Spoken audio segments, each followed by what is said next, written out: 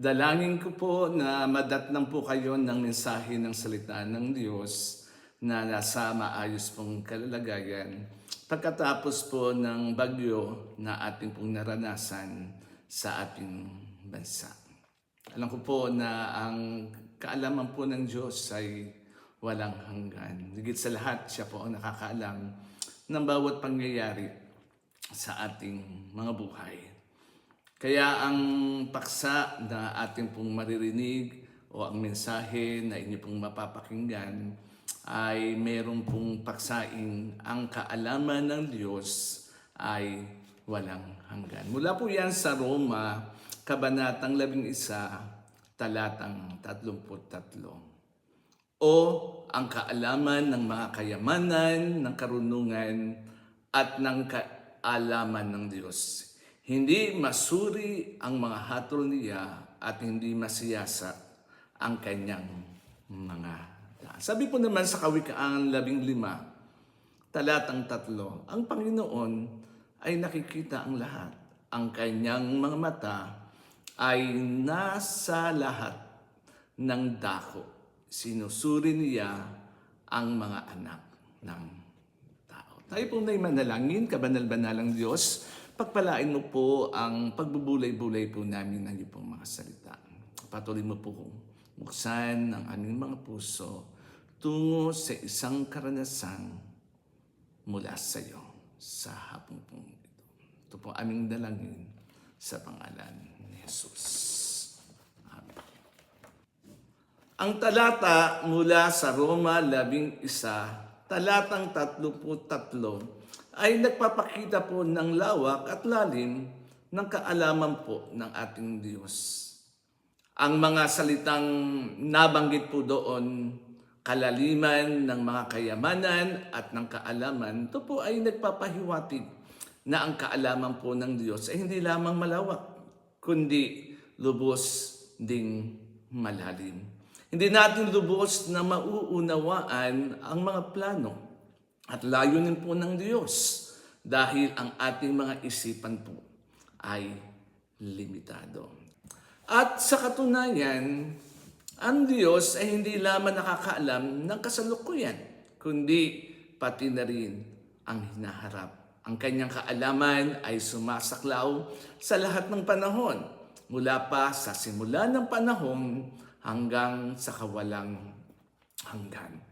So ang kanyang kaalaman ay hindi lamang tungkol sa mga pangyayari, kundi pati na rin tungkol sa ating mga puso at mga hangarin ng mga tao.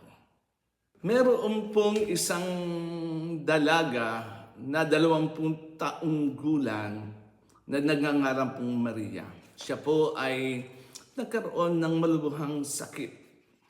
Naglakad siya sa iba't ibang ospital, ngunit walang nakitang lunas sa kanya pong karamdaman, nawalan po siya ng pag-asa at nagsimulang mag-alinlangan sa Diyos. Sabi po niya, kung mahal ako ng Diyos, bakit niya ako pinahihirapan? Tanong niya po to sa kanyang sarili.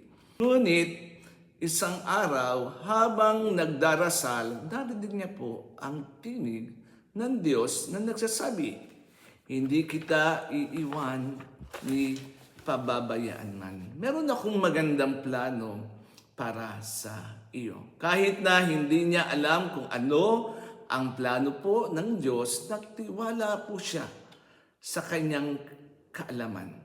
Nang maglaon, nakilala niya ang isang doktor na espesyalista sa kanyang sakit. Gumaling po si Maria at nagamit po ang kanyang buhay at karanasan upang magbigay ng pag-asa sa mga taong may sakit. Katulad din po ng karanasan ni Juan, isang batang lalaki na 12 taong gulang. Siya po ay nagkaroon ng problema sa kanilang pag-aaral. Nag-aalala siya na hindi siya makapagtatapos ng pag-aaral. Ngunit nagtiwala po siya sa plano po ng Diyos para po sa kanya. Nagsikap po siya sa kanyang pag-aaral at humingi po siya ng tulong sa Diyos Nang maglaon, nakilala niya ang isang guro na nagturo po sa kanya ng mga bagong paraan ng pag-aaral. Siya po ay nakapagtapos ng pag-aaral at nagamit ang kanyang kaalaman upang makatulong sa iba na nag-aaral. Sabi po ng salita ng Diyos mula po sa Isaiah 41 verse 10, huwag kang matakot sapagkat ako'y kasama mo. Huwag kang mangamba sapagkat ako ang iyong Diyos. Palalakasin kita, tutulungan kita, at susuportahan kita ng aking matuwid na kanang kamay. Nangako po ang Diyos mula po sa Isaiah 41 verse 10 kay Isaiah. Sabi niya, huwag siyang matakot. Bakit? Sabi ng Diyos, pangako niya, inassure siya na kasama niya ang Diyos. Kaya hindi siya dapat pong mangamba sapagkat Diyos mismo ang kanya pong kasama. Ang Diyos na nagbibigay o nagpapalakas, ang Diyos na tumutulong, ang Diyos na sumusuporta dahil ang kamay po ng Diyos ay tunay na makapangyarihan. Mula po sa Genesis 39 verse 21, at sinabi ng Panginoon kay Jose, huwag kang matakot, sapagkat ibibigay kita sa kamay ng iyong Panginoon at gagawin mo sa Kanya ayon sa aking salita.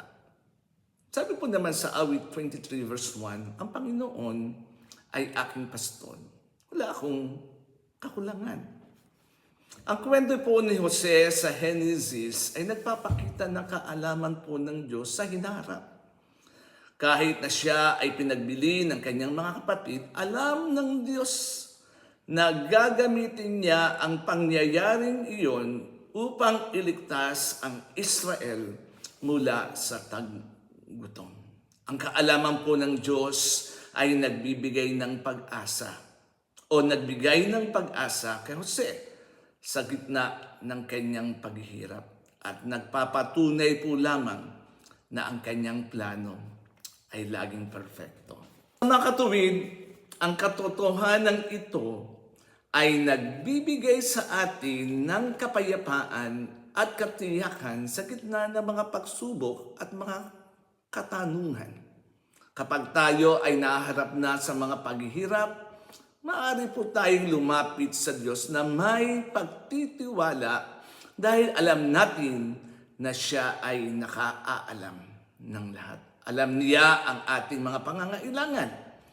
Alam niya ang ating mga takot. Alam niya ang ating mga pangarap. Alam niya ang ating mga pagkakamali at ang ating mga pagsisikap. At higit pa rito, ang kaalaman po ng Diyos ay nagbibigay po sa atin ng pag-asa. Alam natin na ang kanyang mga plano para po sa atin ay mabuti at perfecto. Kahit na hindi natin lubos na mauunawaan ng mga ito, maaari tayong magtiwala na siya ay gumagawa para sa ating ikabubuti. Lalo't higit sa ikabubuti ng mga taong nagmamahal sa Kanya. Mahal niyo po ba ang Panginoon? Siya ba ang pangunahin sa inyong buhay? Siya ba ang Panginoon na nasusunod sa inyong buhay? Kaya di ka dapat mag-alala dahil ang Diyos ay gumagawa sa ikabubuti mo. Sa katunayan, ang kaalaman po ng Diyos ay nagbibigay po sa atin ng lakas. Alam natin na hindi tayo nag-iisa sa ating mga pakikibaka. Ang Diyos ay kasama natin sa bawat hakbang ng ating paglalakbay. Siya po ay naghihintay na tayo ay lumapit sa Kanya at humingi ng Kanyang tulong. Lumapit ka na ba sa Kanya? Kung ikaw ay merong pakikibaka sa mga sandaling ito, hindi mo yan kakayanin mag-isa. Mahihirapan ka. Kailangan mo ang karunungan at kaalaman at kapangyarihan po ng ating Diyos. Naghintay lang po ang Diyos sa iyo. Lumapit ka po sa Kanya.